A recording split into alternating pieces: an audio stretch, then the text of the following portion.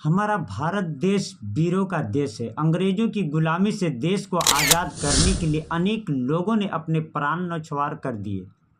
ऐसे ही लोगों में से एक थे बिरसा मुंडा, अमर क्रांतिकारी। बिरसा का जन्म 15 नवंबर सन 1875 ईस्वी को झारखंड के खूंटी के पास उलिहाती गांव में हुआ था। बिरसा के बचपन का नाम दाऊद मुंडा था। पिता का नाम सुगना मुंडा तथा माता का नाम करमी था। गरीबी के कारण बिरसा का परिवार काम की खोज में उलिहातू छोड़कर चलकद में बस गया था। बिरसा का अधिकतर बचपन माता पिता के साथ चलकद में ही बीता। बाद में वो अपनी मौसी के पास चले गए। वहाँ से मौसी की बकरियाँ चराए करते थे। एक बार एक बकरी को एक जंगली जानवर ले भागे। इस कारण उनको दंड मिला, इसलिए वो फिर अपने पिता के पास लौट आए।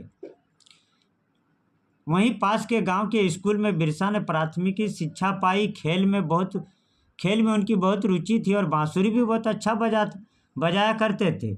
आगे की पढ़ाई के लिए वो चाईबासा चले गए। वो 4-5 वर्षों तक चाईबासा में रहे।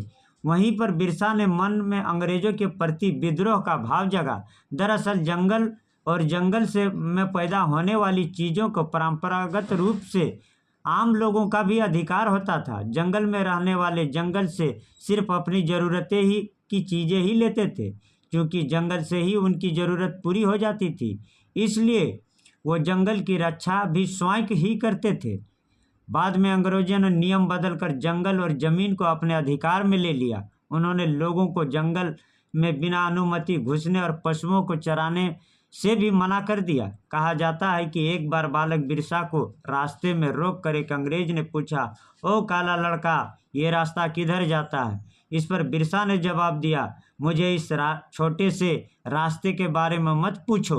मैं बड़ा होकर तुम्हें 7 समंदर पार जाने का रास्ता बतला दूंगा। बाद में बिरसा आनंद पांडे के संपर्क में आए और सनातन धर्म से प्रभावित हुए। उस समय मुंडा समाज अंधविश्वासों में पल रहा था। समाज की बुरी हालत देखकर बिरसा द्रवित हो रहे थे। उन्होंने लोगों को सादगी और प्रेम से रहने का उपदेश देना शुरू कर दिया। लोग उन्हें श्रद्धा से भगवान बिरसा मुंडा कहकर पुकारने लगे। सिंह बम में अटूट विश्वास रखने वाले भगवान बिरसा ने उलगुलान राजनीतिक क्रांति शुरू किया। उन्होंने उलगुलान का अंग्रेजी शासन पर गहरा प्रभाव पड़ा। बिरसा मुंडा ने ब्रिटिश के महारानी के शासन को मानने से इनकार कर दिया। भूमि कर देने से उन्होंने मना कर दिया। सबको अपने तलवार अन्य परंपरागत अस्त्र शस्त्र धारण कर अंग्रेजों से लोहा लेने का पूरे इलाके में घूम घूम कर आह्वान किया।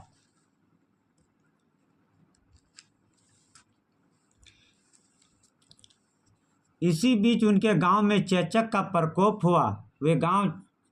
वो गांव जाकर चेचक के रोगियों को सेवा करने लगे। उन्होंने रोगियों की खूब सेवा की। इसका फल यही हुआ कि चेचक के रोगियों अच्छे हो गए।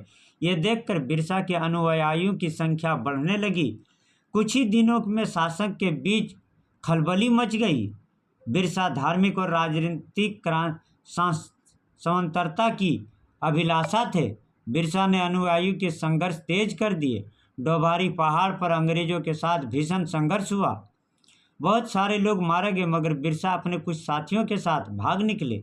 बाद में अंग्रेजों ने छल नीति से रात में सोए हुए बिरसा को गिरफ्तार कर लिया। बिरसा को 2 वर्ष की सश्रम कारावास की सजा सुनाई गई। उन्हें हजारीबाग में रखा गया।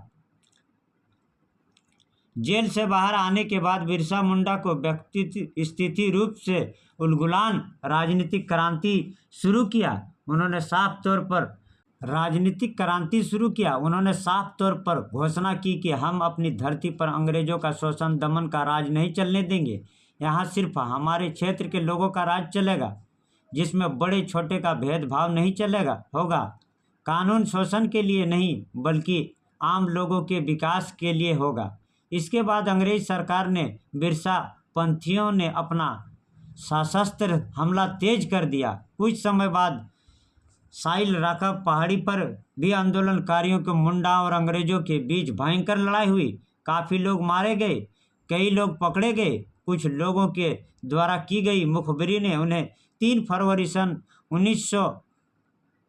ईस्वी को गिरफ्तार करवा दिया। बिरसा भगवान को रांची जेल भेज दिया गया। बिरसा भगवान और उनके गिरफ्तारी साथियों पर मुकदमा चली।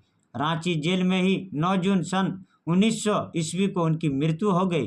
बिरसा भगवान को रांची के पोखर के पास एक छोटी सी नदी के किनारे दफना दिया गया। वहां पर उनकी स्मृति में एक स्मारक का निर्माण किया गया। बिरसा अपने धरती, देश तथा समाज के लिए शहीद होकर अमर हो गए।